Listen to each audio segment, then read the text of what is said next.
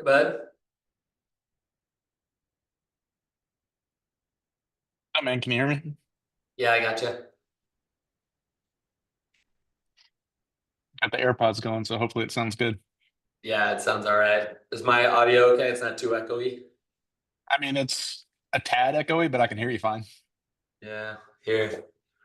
Tell me if you. I'm gonna go air traffic control on you.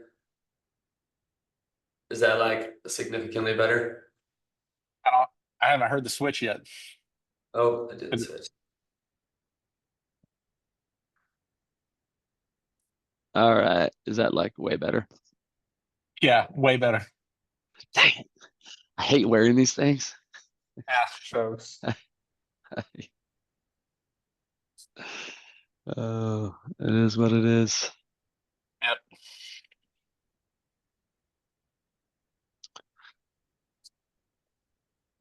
Kyle, you joined from the Good Day team one. You need to join from the Kyle email one. Okay. Sounds good. All right, I'll be right back. Yep. Hey Kevin, how's it going? Oh well, man, how you doing? Doing very well. Doing very well. Love the background Tecovas. Yeah, I figured I would find a good spot in the office here to do it. So we got a couple of them. That, that looks really good. Love it. How was BFCM?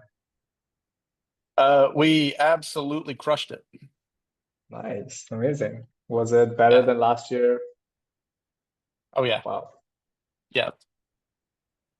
perfect, We're perfect. having a great Q4. Love hearing that. Love hearing that. Amazing. Yeah, Kyle talks a lot about you folks. Like, you guys are crushing it, so love that. It's a fun brand to work for. It is indeed. But looks pretty fun, that's for sure. Yep. Yeah. And we'll just wait for Kyle and Scott to join.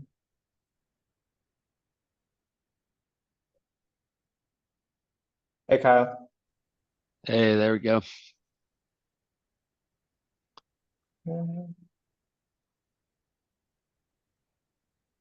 Okay, Kyle, just try sharing your screen. Okay. Can you? Yeah, looks like it. Okay, perfect. All Oh. right, yeah. Let's keep this open. Is Scott joining? Yeah.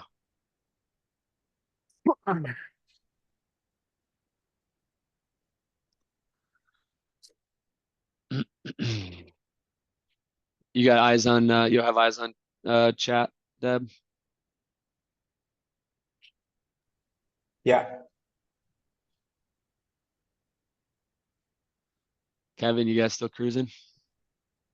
Man, we're having a great Q4. Yesterday was our free ground cutoff day. Ooh, So we had a big day yesterday. Now we're going to turn to retail carrying us for the next few days. yeah, this is when you guys shine. Yep. Everybody else turns off for 4 days and you guys just motor on, accelerate. Yep. Super Saturday is I think the official name for what's coming on Saturday. I don't know if that's a name. That's a real thing, Yeah. apparently, is Saturday before Christmas. It's called Yeah. Super Saturday. Yep. I'm here for it. Gonna push the limits of that retail POS stuff. Yeah, we should have probably our second biggest retail day of the year on Saturday. That's Amazing. awesome. Cool. So we have one participant who's in, a couple of them are in. Folks, we're just waiting on Scott and a few more folks to join, so we'll be starting in about like 5 minutes.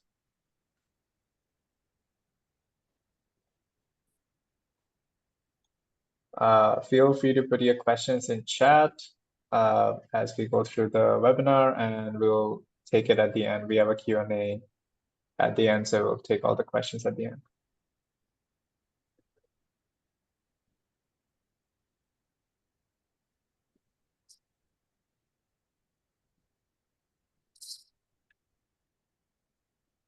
Hey guys, Hey, Scott. Hey, Scott. Hey, Scott. good to meet you, Kevin. Nice to meet you too, man. Looking forward to it. Yeah. My team was joking that you guys both have Oxfords on in your photos, so that I needed to come show up with the blue Oxford on today. The team. A good look. Yeah.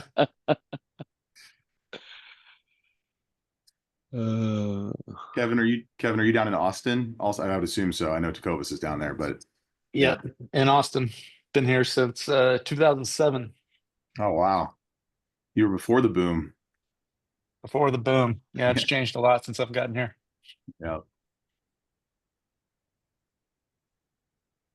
I mean, it's changed pretty wildly since 2019, so I can't even wrap my head around that, just to be honest. Yeah.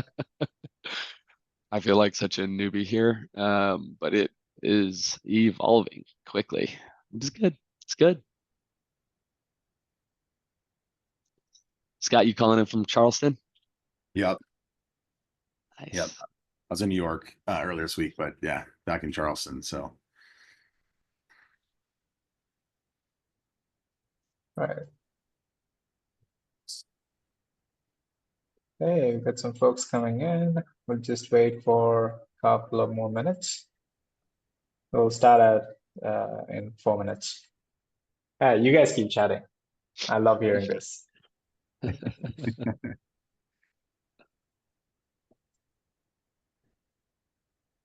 Kevin, I know we'll get into this, but how many stores do you guys have now? I just was walking down, we're opening a store in Charleston soon, and walked by your guys' store, or I don't know, last week or something like that. But I feel like I see them in every city now. Yeah, we're at 42 stores now. Oof. So Amazing. with that, no plans to slow down. So really, I'll just be quiet. You can just you're the professional. I need to learn from you.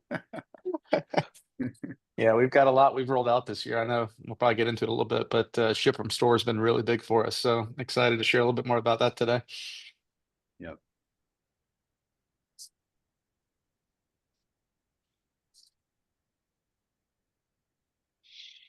Oh, we got some volunteers in Charleston to go scope out and make sure that the stores are popping off and looking good. Perfect. We've got an open bar in all of our retail stores, so feel free to stop by whenever for a drink. Oh, wow. That's amazing. Yeah, that's something we do too. We don't have an open bar. We've got beers in each of our stores. That's been successful, I think. Yep.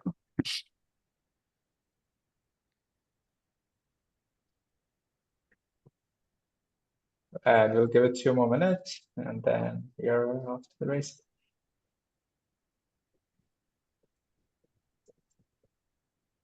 Cool. Yeah, it's been cool connecting with brands coming out of Black Friday, Cyber Monday. Just hearing a lot of great momentum. And man, just have not felt the wind at the back in some time for many of these folks, and so I think it's been really nice going into this latter part of the holiday. People are quite optimistic, which is cool to see. Yeah, we're definitely bullish on next year for sure, with kind of how this year's kind of coming to a close. So Yeah. It's interesting though. I feel like Black Friday, Cyber Monday is just getting longer and longer. Every single year we're kind of in the session of like, do we start early? Do we extend it? And like, how are we, servicing and when they're thinking they're going to shop? Obviously, still popping on Black Friday and Cyber Monday, but yeah. And we very much try not to be a promotional brand, so we're incredibly sensitive to how long that period should be for us, and not continue to extend it. Yep. Yeah, it's definitely a balancing act. Yep.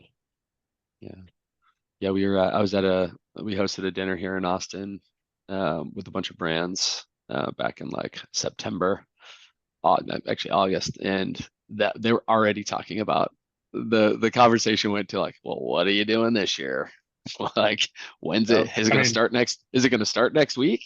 Right. Exactly. I mean, we had a meeting yesterday for next year's plan for Black Friday, Cyber Monday. So we're already planning for it next year. I mean, that's smart to do it though, to just because what you're in it now, or you have all these, good, Yep. Not good, not necessarily, but memories, it's top of mind. Yep. So, yeah. All right, folks, we will get started now. That's amazing. So we have some folks joining in. That's cool. Feel free to drop your questions. And let's get started. So the topic for today is planning for offline expansion in 2025. Pretty self-explanatory. Let's get down to the intros quickly. So I'll get started. I am Deb. I run marketing at GoodDay, and I've been part of the organization for a few months. Previously, I've worked with companies like Numero and multiple organizations in the e-commerce enablement space. Let's take it on. Kyle, go ahead. Yeah, Kyle Hency here, co-founder and CEO at GoodDay, the former co-founder and CEO of Chubby's. Kevin? Amazing.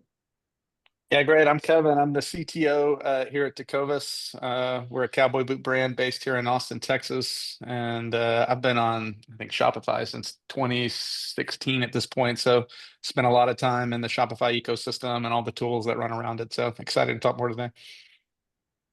Amazing. Go ahead, Scott. Cool. I'm Scott Dulany, Chief Operating Officer at Mugsy.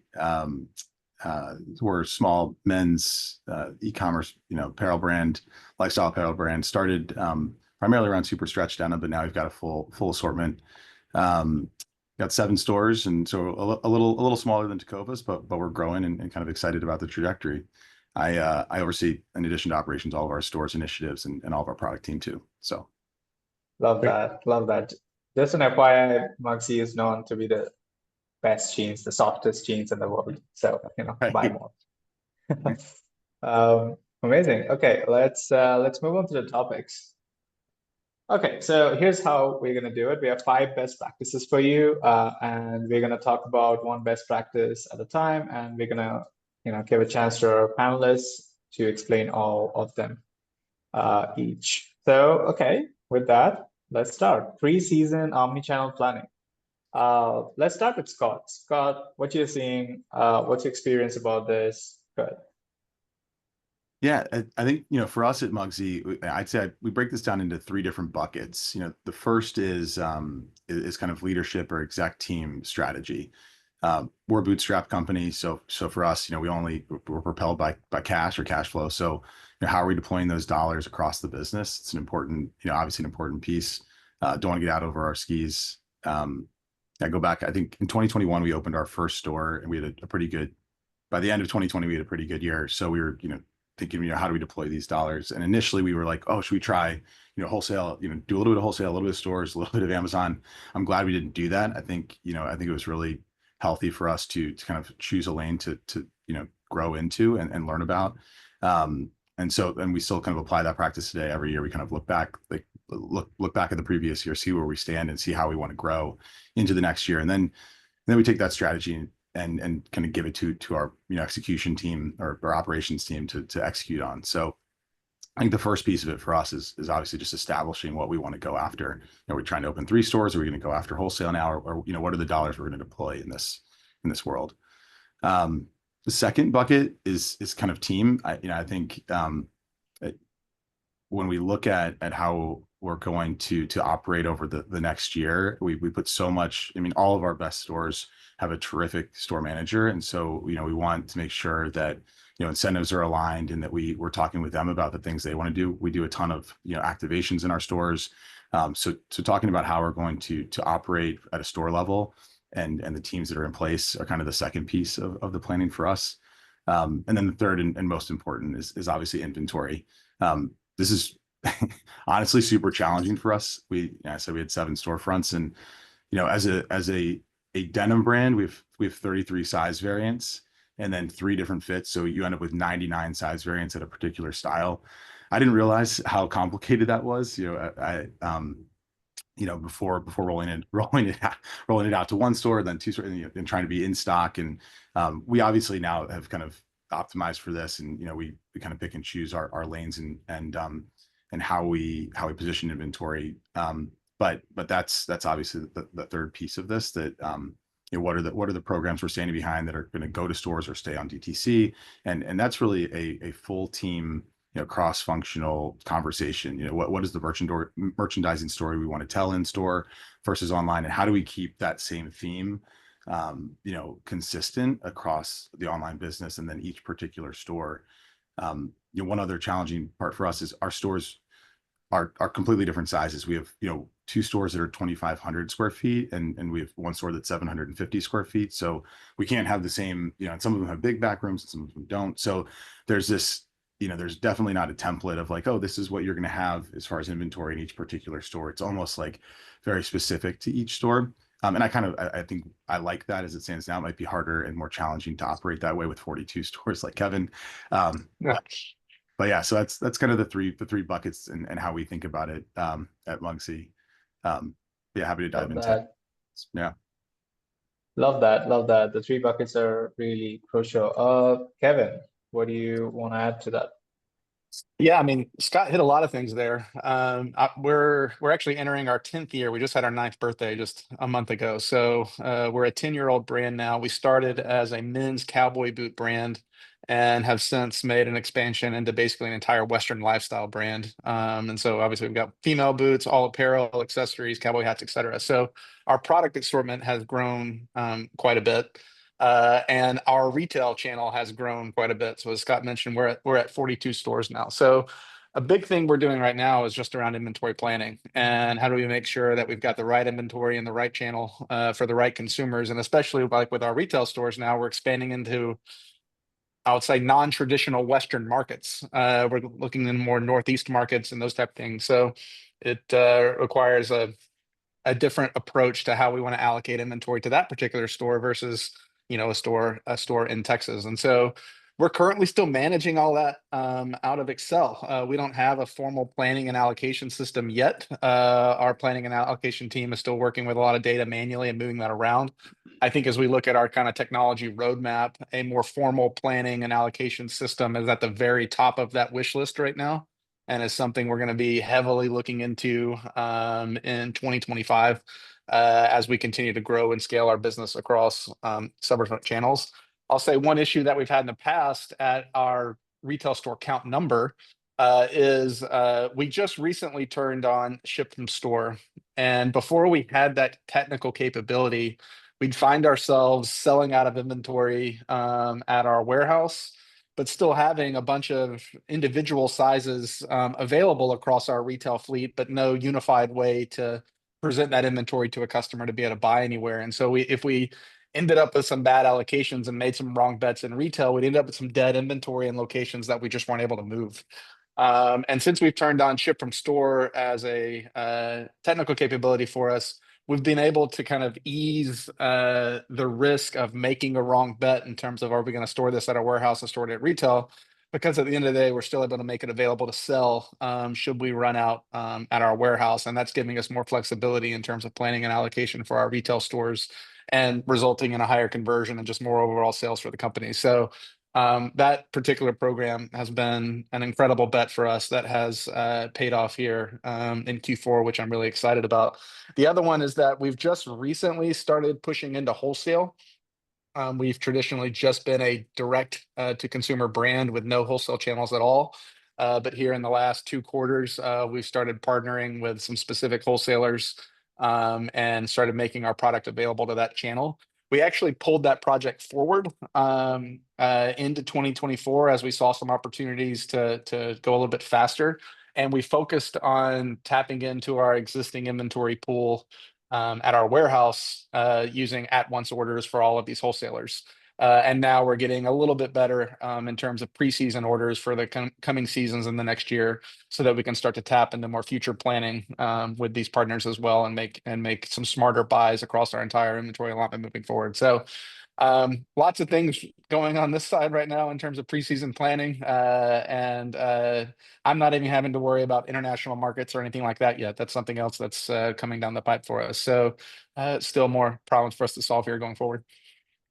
Love that. Solid explanation. Kyle, anything to add to that? Yeah, and for me, I'm mostly drawing on the experience from Chevy's, obviously, and then just talking to a lot of brands who are who are entertaining big pushes into offline. I think I've come to believe that just from a strategic point of view, if you've grown up on Shopify and you have a great, D2C e-com business, almost certainly, if your product assortment can handle it, the right amount of offline business is not zero. And so if you're not at least thinking, tinkering, figuring out how to be great at this at some point, your brand likely is in its best format with greater than 0% of your business happening offline.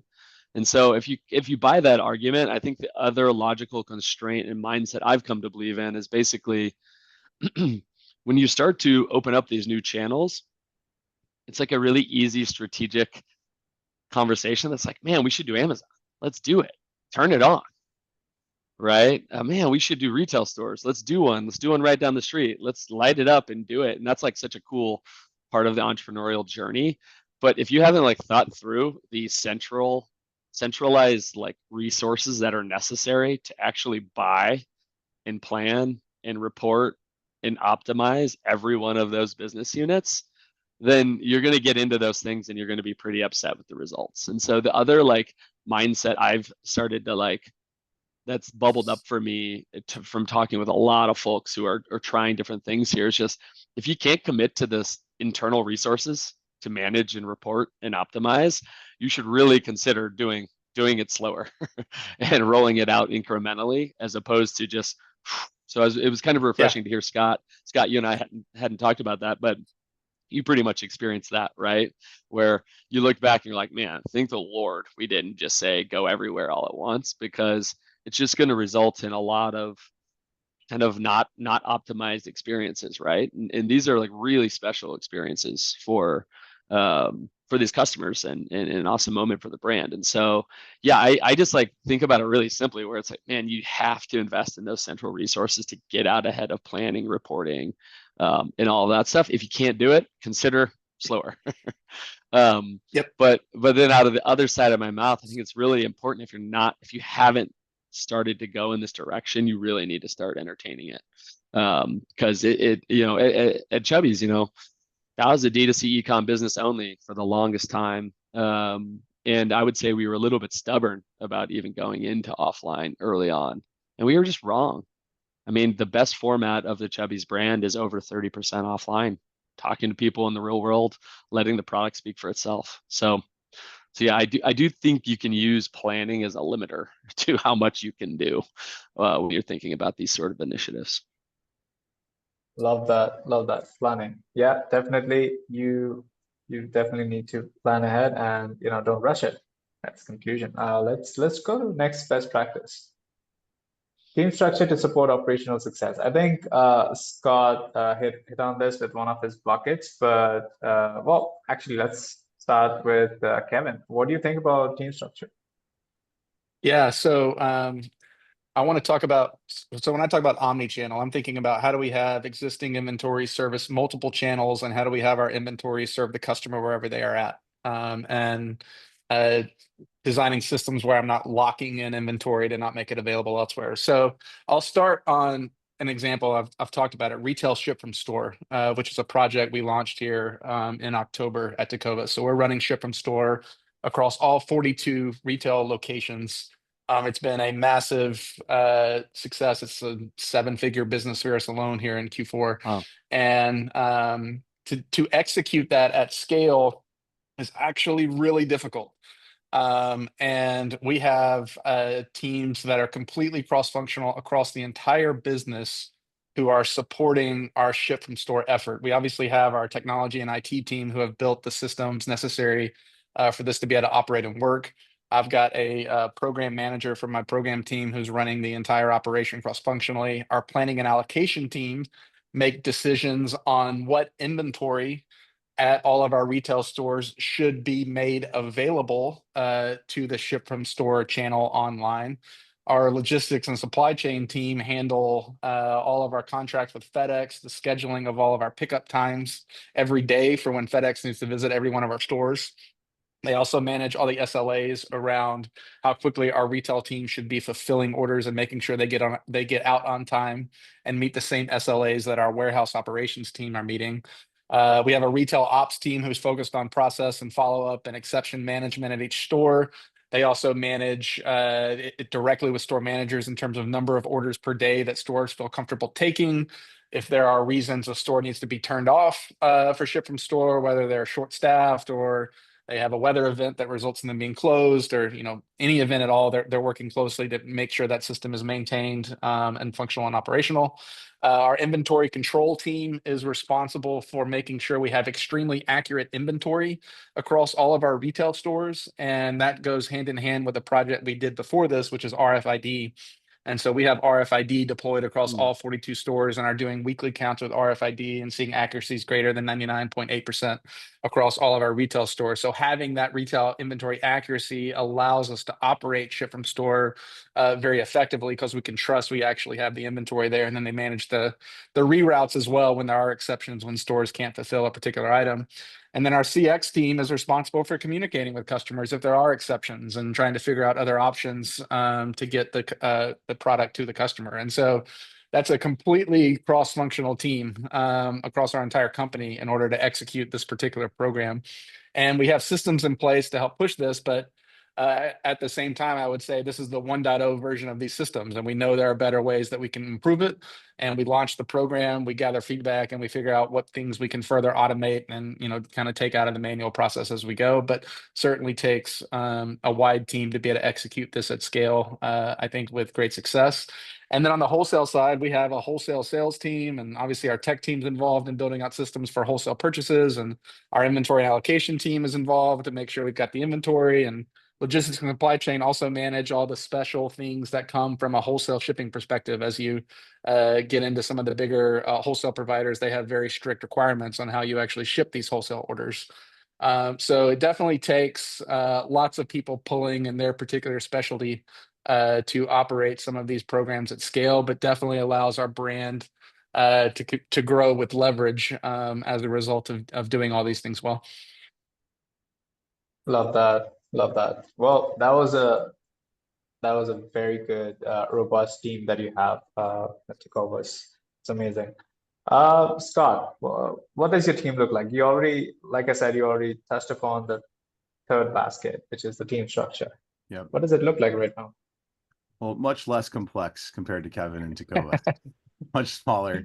Yeah, I go back to the bootstrapped, kind of thing, right? When you think about, every single year, how we're deploying cash. I mean, some of those, some of the cash is in team and building that team, but we've got about 20 people internally, full-time people at Mugsy. And so I would agree with Kevin that our entire team is involved in supporting the cross our omni-channel efforts.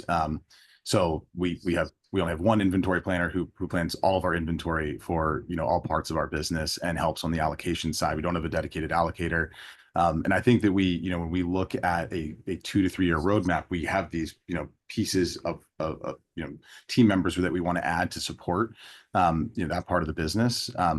But yeah, I mean, as it sits now, it's again, inventory planner. And then we've got, one person who leads our entire stores initiative. He does all the strategy. We're determining next locations, making sure that he's coordinating with the inventory planner in terms of actual buys with the vendors, but then allocation to stores. And we're only allocating every 2 to 3 weeks, just based on, really our bandwidth and ability to support that part of the business. I think the biggest part that we have, we really lean on our regional manager, who's really just kind of the lead manager. We have 7 stores. Each store has its own manager. And it's really, that to me is like it's almost like a little mini family within our business. And they really, that side of business, or that team really works on merchandising and making sure that the stores feel on brand and make sense with the different collections and storytelling we have in any particular season. So for us, it's really kind of a cross-functional effort as well, but much less complex compared to Kevin. And we're still kind of building out this process and understand. I mean, stores make up less than 10% of our total sales. So, it's really a lot of our bandwidth and energy goes into other parts of the business, but we see there's such a benefit to the, and we'll talk about this later maybe, but the LTV on customers that shop in stores is so much higher that we see this huge, we see this huge opportunity in this channel. And so I think, for us, it's like one of those crawl, walk, run scenarios, and we're definitely kind of ending the crawl stage, but we're definitely not running yet. And so and I would say that one other piece that we are really excited about ship from store. We've been talking about that internally. I don't think we're big enough to do that yet, and our WMS doesn't really allow us to. We don't really have the systems in place to do that. I initially was thinking about that more from a parcel savings component, less of an inventory, although we're starting to see the challenges with inventory, Kevin. So I agree with that.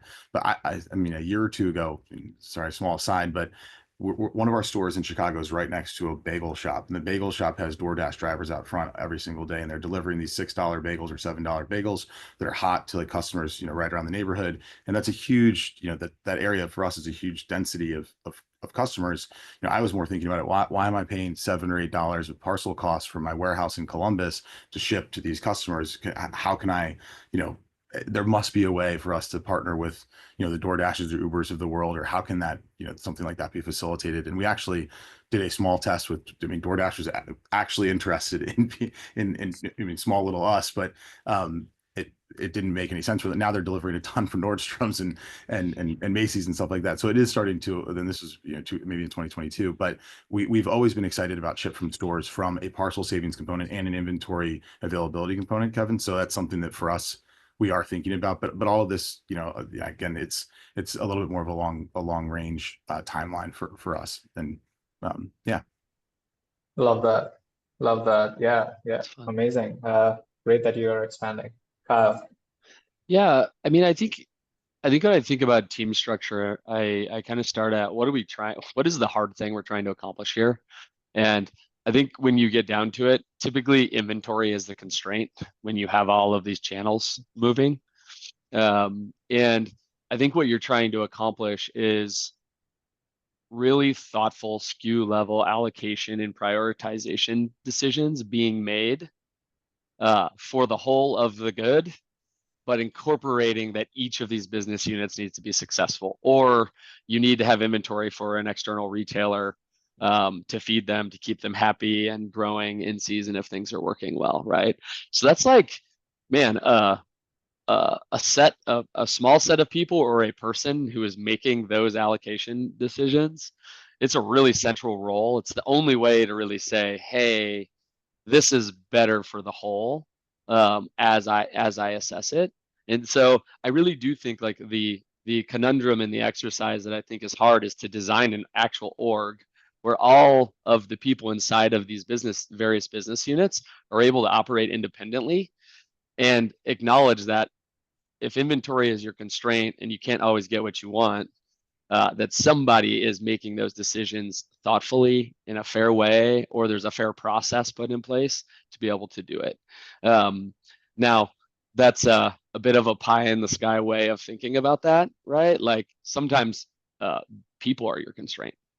And in those cases, I think you have to be thinking about clear processes that allow each of these business units to be just functioning and moving. So yeah, I would be kind of like thinking about it on that vector. I posted something on LinkedIn last week about the chief channel conflict officer. I can't underscore this enough. These are human beings in every direction. Your retailers, they're buyers. Your retail store in Charleston, it's like the team there is relying on you, and you need to be working with them to keep that store flourishing and winning for them to hit their results, right? And so I do think there's a bit of like a human element to this, which is like somebody who is able to quickly assess these things in an analytical format, but also make exceptions. There's going to be 100 different reasons why you should make a qualitative exception to favor one thing over the next, right? And you have to incorporate that. And I think you just have to be mindful of all of your actual stakeholders. At the end of the day, it's a brand and it's touching consumers through all of these different channels, and it all has to kind of work together in a choreographed way. In my experience, the best way to get that kind of independence freedom is to have clear process and to have a small number of people, maybe even one person, be the ultimate call on the day-to-day. But there does need to be somebody or a small group of people that are like rattling through these decisions quickly. Our experience from Chevy's was basically if you let those decisions sit more than one day, it's way too long. Yeah. So this is not like Awesome. I'm going to go do research for the next week or two and get back to you type set of decisions. It's like we need to do this work in the next hour or two, make some calls and get to the next day and the next day and the next day. Absolutely love that. Yeah. Instantaneous decisions. Love that. Oh, okay. Okay, cool. Let's move on to the next one. How omnichannel makes your brand more resilient.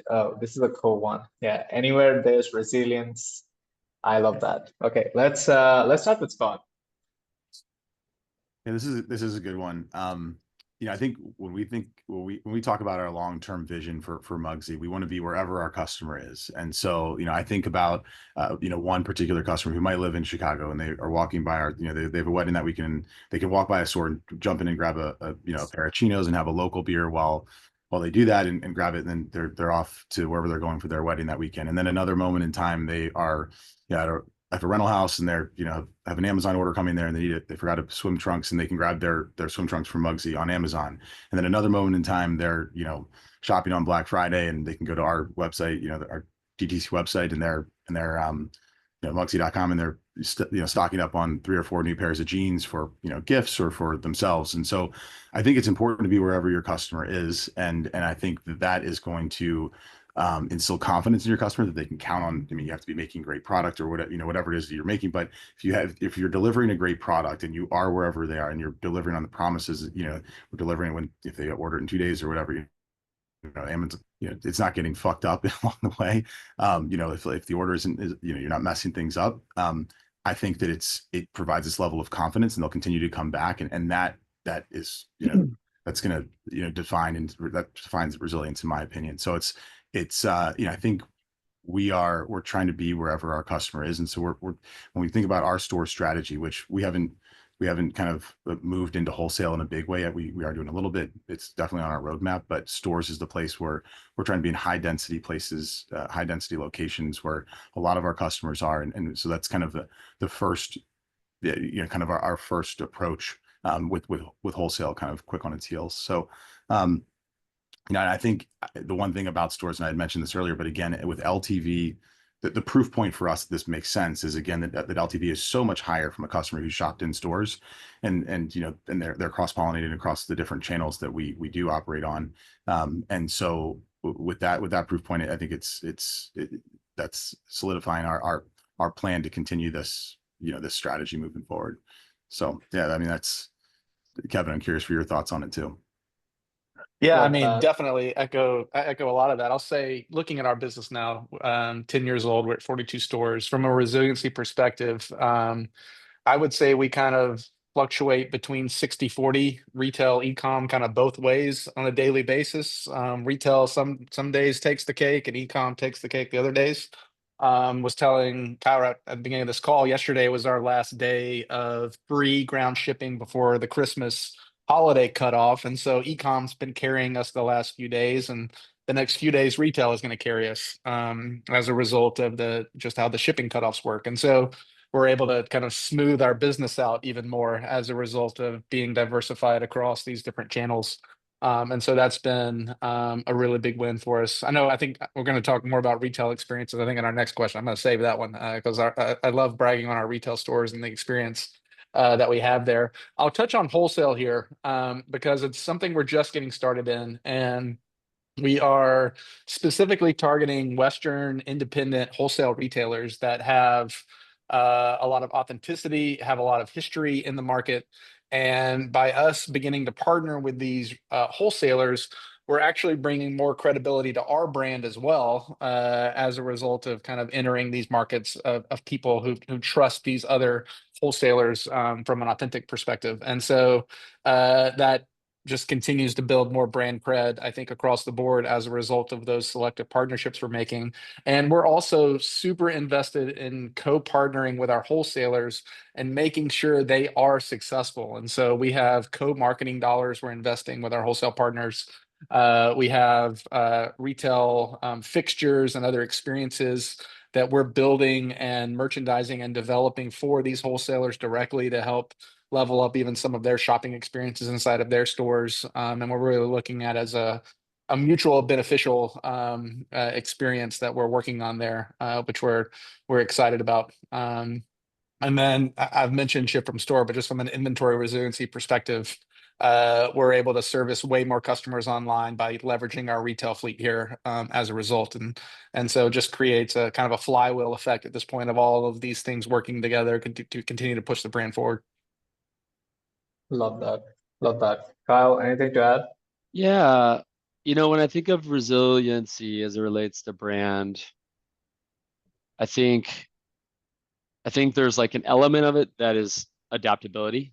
You just, at the end of the day, nobody can predict the future, and like you're gonna get thrown curveballs constantly. And so there's an element of just like when the curveball arrives, how many levers do you have to pull to read and react to it? I'll tell you, as I reflect back on the last 10-year journey in D2C ecom, I think one of the primary takeaways is that D2C ecom itself is a selling and distribution channel and not a business model. And it needs to be one of many selling and distribution strategies that you have as a brand. Mm-hmm.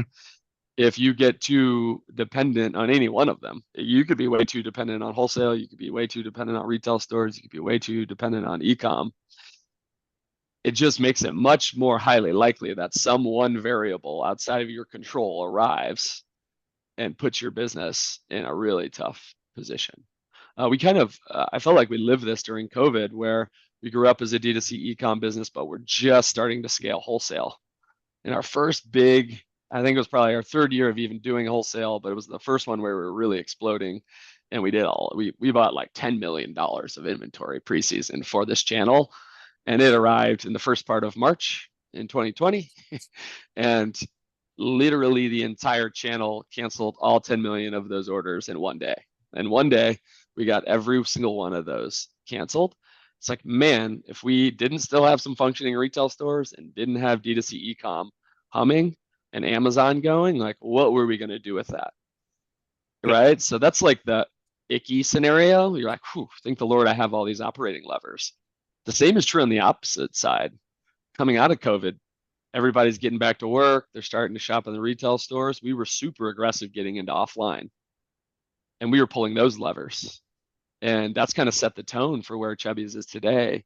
And that's a growth mentality. That's not like we've retrenched and now we're growing aggressively into these arenas. But at the end of the day, that's just a better business, no matter how you look at it. In its best format, when we were able to predict kind of what's coming in 2025, right? You're going to have way better sell-throughs across your inventory as a whole, utilizing all of these channels than you would if you were planning for any one of them, if you do it right? So like, I would just be looking for like, what are these things that allow you to be highly adaptable, but then also just look at the business model for what it is. You're gonna, if you start thinking like that, you're gonna be able to say, yeah, if you have this, and this humming, just is a better business model, right? You might be taking on more operational complexity, but foundationally, it's going to be much more resilient. And the only one thing you can really guarantee is that every year, I mean, I'm looking at the front part of 2025, and you can just stack them up. You got Section 321, you got tariffs. I mean, these are the known curveballs. Like, these aren't the ones I'm talking about. We've already reacted and made calls against those. What are the other three that are coming in Q1 that we haven't seen yet? And so that's the mentality I would take towards it. But man, I really do think omnichannel is a huge lever to increase the resilience of these brands. And at least from where we are as like a Shopify ecosystem, I love the move into a more offline forward stance. Love that. Amazing. Love that. Be top of mind and be distributed. That's the mantra. Let's go to the next one. Oh, power of in-person experiences. Ooh, this is something I love. I actually wrote a blog post for Shopify a long time back on this. But yeah, curious to hear. Let's start with Kevin. How do you design your stores? Yeah, our stores are incredible retail experiences. We have a mantra around our retail stores that we call radical hospitality. And we want to bring that spirit of the West and hospitality to all of our interactions inside of our retail stores. And so we have a completely free open bar in all retail stores. Feel free to walk in, grab a whiskey, grab a drink, look around, shop. You don't no purchase necessary. Just want you to have a good time in the stores. We have live music. We do boot shines. We're now doing boot customizations where we're doing brandings on different parts of the leather, and all of these things are free and just provided inside the retail four walls, which creates a reason to stop back by, come back in if you're just out and about grabbing dinner at a nice part of town and we've got a store nearby. People just like coming back into the store and smelling the leather and seeing what's going on. And the more people we can get in the store, the more frequently in the store, the higher the LTV is going to be for that customer. I know Scott mentioned that earlier, but we very much see the same result. If we have somebody shop in a retail store, they are going to be a higher LTV customer for us over time, which is a really, really big, important long-term growth lever for the company. I'll also say that our particular category, we focus a lot of our marketing dollars on expanding the tent and bringing more customers to Western for the first time. And so buying that cowboy boot for the very first time might be a pretty intimidating purchase to make online for someone who's not familiar with the fit and the feel and, what does it even feel like to wear a cowboy boot? And so providing an incredible retail experience for them to come in, see a couple of the options, understand kind of the history behind the boots, and then make a pick based on, trying something on there, gives them way more confidence to continue being a customer online for us in the future because they've now had that retail experience where they know they've got the right product. It fits great, feels great. And we can kind of win them from life there. I could probably talk for an hour on our retail experience. I won't, but it is an absolutely game-changing part of our business that we continue to see value in with every investment that we make there. Amazing. We'll do another webinar on this. This is also a favorite topic of mine because I love design. Yep. Scott, how do you design your stores, in-person experiences? Yeah, I mean, I love stores that have a personality, and we feel like, our brand has a personality. I think the most resilient brands have personalities. And our mantra is kind of comfort anywhere. The super stretch down, that's how we started, really stretchy, and we now have an assortment of product that doesn't have to be stretchy, but the whole goal is, everything you wear is comfortable. It can dress it up, dress it down, but and we wanted our stores to have that same feeling. So we take that comfort anywhere kind of, to our stores. And so it's a very relaxed atmosphere, no pressure sales environment, more of like you're in a friend's lounge.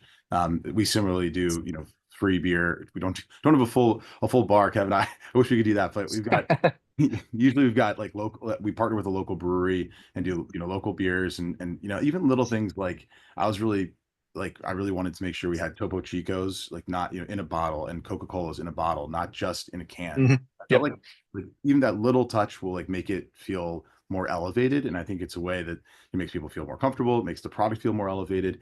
I mean, you were saying something, Kevin, in the last piece too, on like, your wholesale partners, kind of making it feel more credible, making the brand feel more credible. I think for us, we look at our co-tenants where we are. I mean, it's just even, I'm thinking about the shopping experience of like walking down the street. I mean, I think there's this level of credibility to the brand. Like I want to be near, a certain kind of grouping of brands whenever I'm looking for my locations. And then there, I think there's already this, even if they're competitors, I'm fine with that because it's a level of aspirational, that I think customers are excited to be in that section of the street and then excited to walk into your store. And then, we're focused on stay time, not in a way of like, hey, really get people talking, but we had read in the past about Costco, which were such a different business than ours, but the Costco always changes things around to increase stay time for their customers, and that in turn will generate larger orders. And our AOV in store, we talked about LTV, but our AOV in store is much higher as well. And so the whole goal is get people walking around the store, open a beer, they'll be there for longer. We usually have shuffleboard or something else in our store. People are playing, usually TV is on, and on Saturdays and Sundays we're playing the games. So it's just this relaxed environment that people are in, and then they're more apt to touch and feel the product, which that's a struggle we have online. I mean, it's easy to know what denim is. But the rest of the stuff, you know, as we're making the rest of our assortment, it's really high quality product. But, you know, once people are feeling it and in the store, we're finding, and this is a cool stat for us, is like our tops portion of the business in stores 3 times as big as it is online. And I think that, and they're still buying bottoms. I think that's a component of AOV being so much higher. But if you can create this relaxed environment that that you know, where the customer feels comfortable and they're able to actually see, touch, you know, feel your product, and then you know, potentially try it on, and I think you get this outfitting piece. We've seen a lot of success with that, and that's really what we're going for with our in-store experience across the board. Amazing, love that. Kyle, what did you do at Yeah. Chubby's? Yeah. Well, I mean, the whole like Chubby's vibe, right, is like, you know, the weekend has arrived. So it's a pretty low key, kind of fun, vibrant feeling in the retail stores. I do think like the crux of it is that there's just like a whole host of things you try to execute in a digital environment that are just way better in person. Like being funny and fun is easier when you're just doing it naturally. Trying to communicate that and have that come through over emails or ads or funny videos that are flowing around social, it's just, man, it's sometimes hard. So I do think that I always come back to just like the depth that you can build in a retail store and like the authenticity at the end of the day. And then I love the idea that Scott said this in a couple different ways. I completely agree. It's such a great moment to put some positive pressure on your actual products. I mean, at the end of the day, these are brands that sell products, and the products need to be able to stand for themselves. If people are walking around and touching everything and buying nothing, you are learning something, right?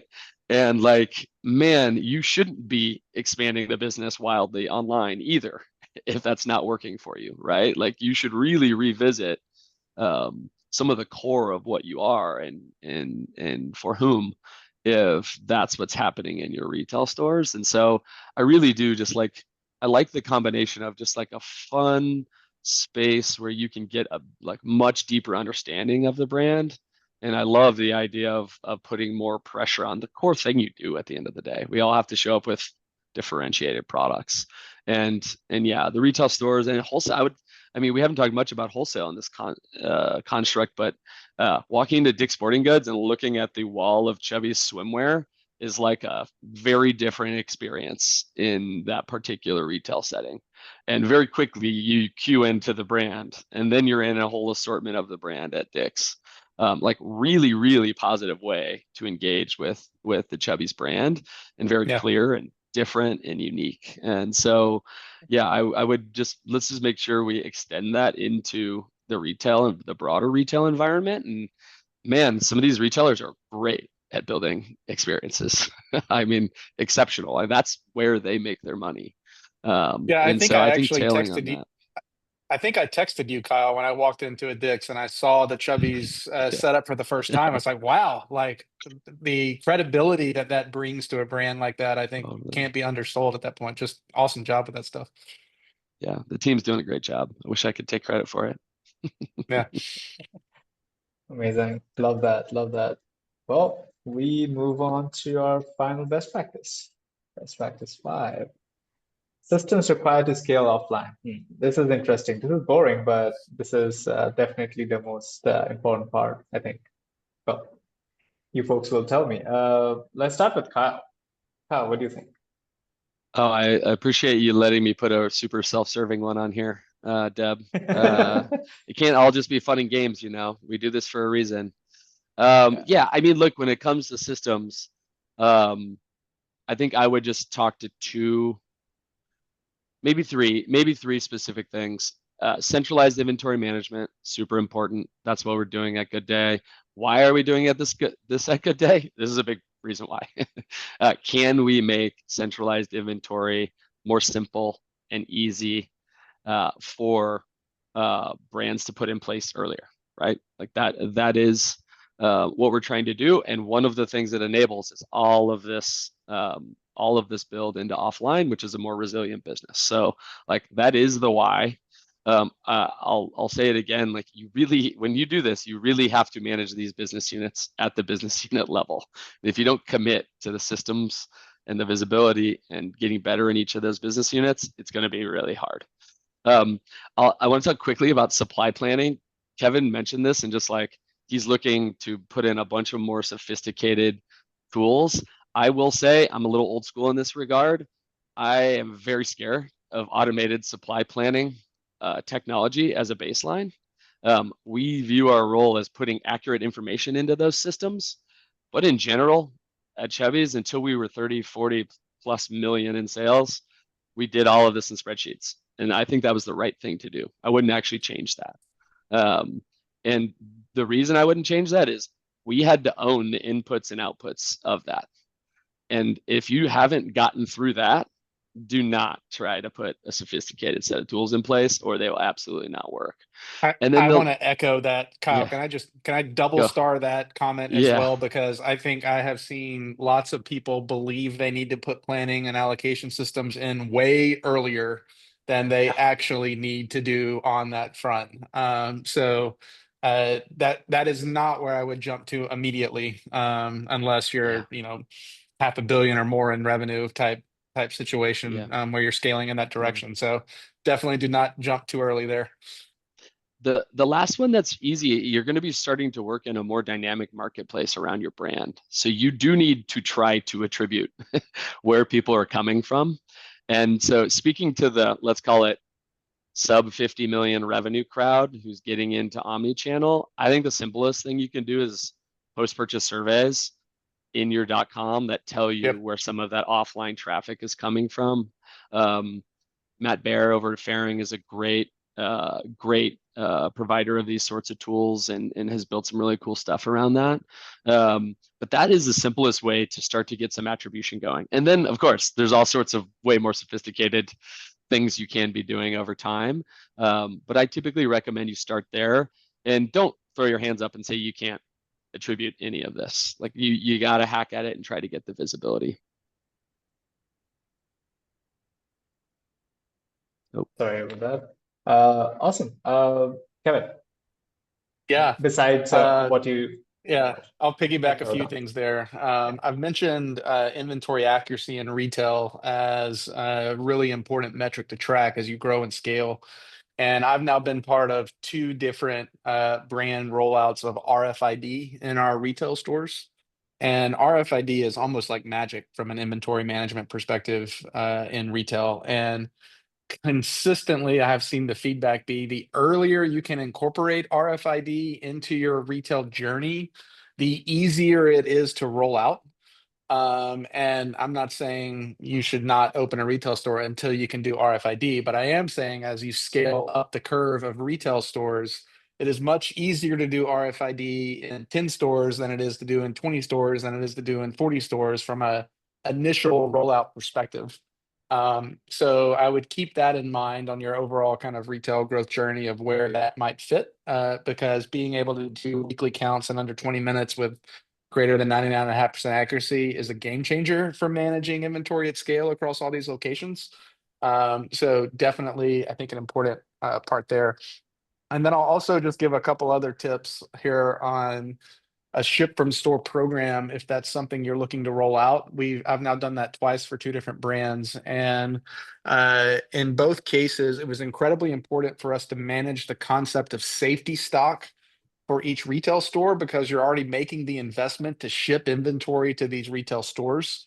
And in many cases, retail is probably going to be able to sell a lot of these units, but you don't want to end up in a situation where you ship something to the store, in bulk and then immediately turn around and ship it D2C. You want to be able to protect some of your inventory for those walk-in customers and make some more educated decisions on what inventory you do actually want to make available. Back to the omni-channel channel. So really being thoughtful about how safety stock can work in that system is incredibly important. And then we've also introduced a couple other concepts around protecting our retail stores, because at the end of the day, these are not fulfillment centers. These are heavily invested retail experiences. And They are not designed to ship hundreds or thousands of orders per day. And so each of our retail stores also have caps in terms of the number of orders per day they're allowed to take in our routing engine before being turned off for the rest of the day, and preventing the overload of orders being applied to any of our stores to keep operational kind of excellence in place there. And then lastly, when you get into order routing across these stores, we have prioritization rules that allow us to prioritize different locations. So Scott mentioned earlier, maybe being able to, service inventory out of a location that's nearby a customer for lower shipping cost. That's one of the things that we consider in our router today to help make a decision on where to route and ship an order from. We also have other things like we have a couple of flagships here in Austin and Nashville that are always crazy busy. And so we actually put them at the bottom of our routing tables. So they're only getting orders to fulfill if they're truly the last two locations in the entire network that can fulfill a particular item, to try to limit the operational impact that a program like Ship Store can have on their retail operations. And so it allows us to roll and scale this program out without kind of crumbling underneath what can actually come from it if you turn it on without thinking through some of those things as you scale it. So that's been really helpful for us. Love that. Love that. That's very detailed. Amazing. I'm sure folks are taking notes. Scott, let's wrap it up with you. What systems have you put in place as you expand into retail? Not many. We've done a little bit. I mean, we're still kind of a learning curve for us. I mean, we're operating completely on spreadsheets. I think, being honest about where we stand in that, that journey is, and the reality of where we stand right now. We do every other week fulfillment. So I mean, I said earlier, our inventory planner also plans our entire DTC business, and so there's definitely almost like the Kevin talking about his stores being shut off. I mean, we kind of like shut her down and make sure she's focusing on the part of the business that's really generating the dollar, the larger volume for us. But so that's really a reason for the every other week allocations and inventory buys. So there is like organization to how we operate. But there aren't really systems in place, and that's one of the reasons why we've been kind of excited to talk to Kyle on what he's trying to build. Candidly, I worked at Chubby's also at a long time ago, and had been at Abercrombie before that, and seeing the differences at Abercrombie on the merchandising and allocation team was gigantic, and we had over 1,000 stores, and seeing how that machine works, and then seeing the challenges at Chubby's, just for us to be able to get product out to the 6 or 7 stores we had, kind of learning from those and trying to think about what is the roadmap of when I'm at 10 stores in a year from now, and the right hires, the right systems, the right kind of looking at it from a 30,000 foot view and more of like a 1 or 2 year trajectory, and making sure we're doing the best that we can with the resources we have now. That's kind of where we are in the moment. I think when I look at making sure our customers have a good experience, we have 2 kind of hero styles in our assortment. We have a very large assortment, and I talked about all the SKUs, but there's one indigo denim wash and one black denim wash that does the vast majority of our sales. And those items we make sure we're fully stocked at all of our stores. And we invest additional dollars into that inventory. We can't fulfill from our stores. We don't have we don't have the operational complexity to do that at the moment. So it does cost us extra money to have to, and we own more weeks on hand of that particular inventory, but it allows any customer who walks into our store to try something on. We've got free 2-day shipping. If a customer doesn't even want to walk out the store because they're traveling, we'll ship it to them. Or if we don't have the other colors that they want because they're kind of an off size, we're able to support the customer in that capacity. But that doesn't mean that's the best practice. I mean, I think that we have a vision for where we want to go and the team we want to run it and the systems that we want to help support all of that. And I think that's an important piece of it, and really kind of making sure that it's not a bad experience right now. But I think there's a lot of room for improvement and kind of working towards that is where we stand right now. Amazing. Love that. Awesome. Okay, so that brings us to our Q&A. We already have 2 questions on board. Kyle, can you just move to the next slide? Yeah. Right, awesome. Okay, perfect. So Stephen has 2 questions. I'll start with the first one. Are you always signing direct leases, or have you worked with companies like Leap that offer short-term leases or help with staffing? If the former, are you signing 5 to 10 year leases or looking for shorter-term leases to test the waters? Well, let's start with Kevin. 42 stores. Yeah, What do you do? we are certainly more in the long game here. So we are looking at usually 5 to 10 year leases in most of our retail engagements right now. I'll say when we started early on, we were much more looking for testing waters.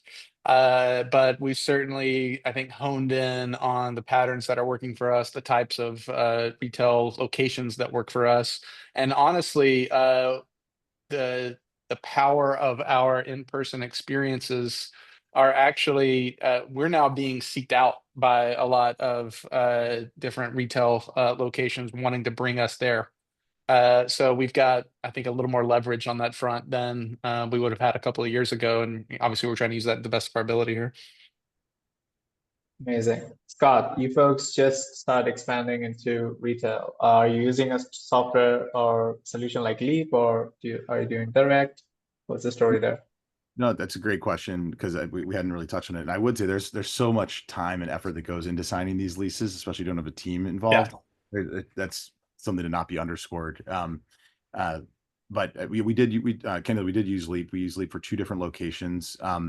And that was really in the very beginning. We'd initially owned operated 2 of our own stores internally, and then we had 2 stores operated by Leap, mainly because we didn't have the bandwidth to run those other stores. It was Austin and Washington D.C., and we're a Chicago-based company, and so we were more like, hey, like let's continue. After our first store performed well, it was profitable, standalone. We saw that there was a lot of efficiencies we could build into this and make it more profitable, and we were starting to see some of these KPIs, that looked pretty good. We wanted to roll out to more stores to understand if that is a one-off or how much can we count on that, those metrics. And so we did lean on Leap in like the very beginning stages of our store rollout. And the strategy from the very beginning with Leap for us was opportunistic in the very early stages to get back to a place where we would operate all the stores ourselves. And that's really where we're at right now. So we're back to a place where we're trying to operate all of the stores internally. So I think Leap is a good, and honestly, like with the thing you're giving up, obviously it's nice because it's short term. Those stores weren't as profitable, but they still were profitable. You're just losing some of the EBITDA on those particular locations, based on whatever the deal is you kind of make with them. I would say for our other internal locations, we're completely opposite compared to Kevin. We're very opportunistic. I've never wanted to sign a lease that's more than 3 years. Almost every single time I want a 3-year deal with a 1-year out based on sales thresholds. That way I can be super nimble and try out different locations. I mean, we're still finding are we a better mall? Like we're in M Street in Georgetown, which is an extremely high rent, walking street. And then we're also in Easton Town Center in Columbus, Ohio, which is, a lifestyle mall. And then Mall of America, which is like an internal mall. So we're trying to understand what is the best, type of location for our brand. And I think though it's very expensive to open and close a store and it sucks up a lot of energy. But I think again, on that 3-5 year trajectory, learning about what works and then continuing to iterate on that and then eventually deploy a strategy for a true fleet that is as efficient as possible and in the right locations makes a lot of sense, at least for what we're thinking about. So I think our first store, we did sign we started with a 3-year lease, 1 year out. If we wanted to, we could get out of it. And then we recently just signed a 5-year deal because it made a lot of sense for us. And I think that's the game we're trying to play long-term and operate things internally now that we're big enough to be able to do so. Amazing. Love that. Yeah, 2 different styles, pick and choose, whatever works for you, that works for you. As simple as that. Kyle, when you just started Chubby's, or whenever you started expanding into retail, what was the strategy? On the lease front, I would say the main like learning from the Chevy's experience with starting to test retail stores is that if you're able to negotiate a ton of outs in these things, you might be fishing in only the bad real estate locations. And so I would just encourage folks to look at both ends of that. Like we literally could not have afforded a 5 to 10 year lease.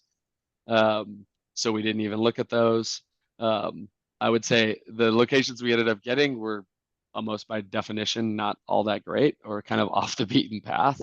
And so we ended up finding a middle ground that was more kind of along the lines of what Scott just outlined and had a better path there as a starting point. And then I think the team has started to look at some longer term stuff now. But in general, I would say personal perspective is I don't like the idea of abdicating responsibility for this part of your business. It's so core to your brand.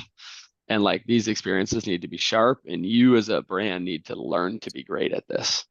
And if somebody else is doing it, you're gonna walk that part. Now, Scott and team are doing that for really good reasons. They literally weren't going to be able to open those stores otherwise.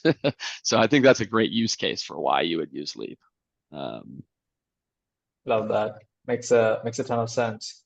Okay, so we have one more question, and that is, do you design the stores in-house or do you use an outside agency? If you use an agency, who is that? If you have some recommendations. Anyone can go ahead.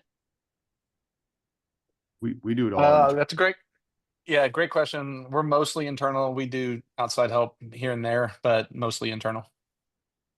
Love that. Scott? Yeah, same with us. I mean, we do have one contracted designer who she does like other, t-shirts design. So she'll help us with some of like Right. the murals and things like that. But for the most part, it's all internal. Honestly, the very first store we had, we built, it was during COVID, and like Leo and myself and a few other people, kind of helped build it. Just two of us. So, and kind of ideated on it and spent a lot of time at Home Depot and Floor and Decor to make it come to life. But yeah, internally for the most part. Love that. And do you recommend doing it internally? I'll say for us, it definitely allows us to keep our DNA kind of all over every part of every experience. And that's something that's really important to us. So it certainly comes with an investment to be able to do that, but I think you'll see that the product output shows it. Yeah, it depends Love that. on how you're. I think it depends on how creative the person is who's running. It's very differentiated based on who's putting a storefront in. But if if you're not that creative and you're really looking for help to define the brand story, then it might make sense to reach out to somebody to help it, to help you kind of come up with an idea for what it should be. But I think we had, with this comfort anywhere, our mantra and our kind of internal thoughts of what a store should look like, we almost put a mood board together. Hey, we like this type of leather, we wanted this, and then we worked with a contractor to kind of make it come to life. It was it was not like some beautiful design, some beautiful deck or something like that. It was very kind of rough, but I think it came together nicely. And I think that anything can work as long as the final product looks good and makes your brand look good. Agreed. Be on brand. Don't mess it up. Well, love that. And that's the end of the webinar. Everyone who joined, you'll receive a recording in a couple of days in your email. And if you have any questions, we are always open. Well, email us essentially. And thank you for joining, folks. Hosts, panelists, thanks a lot for taking the time. I know it's a busy morning, but thanks a lot, folks. All right. Thanks, Kevin. Everyone, Thanks, Scott. take care. Really appreciate you guys. Yep. Everybody, great day. Talk soon, guys. See ya. Cheers, folks. Thank you.